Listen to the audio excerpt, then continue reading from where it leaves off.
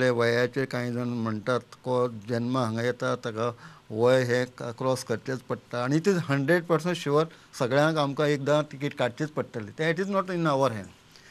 पण as far as अशें personal लेवलाचेर कोणी घसरचें ना. आज टॉप टू बॉटम 60 वर्सांचे केल्ले देश चलयतात, राज्य चलयतात आनी बाकीचे सुद्दां म्हाका दिसता आवट ऑफ दी कंट्री हे अशे एल्डरलीच चलयतात.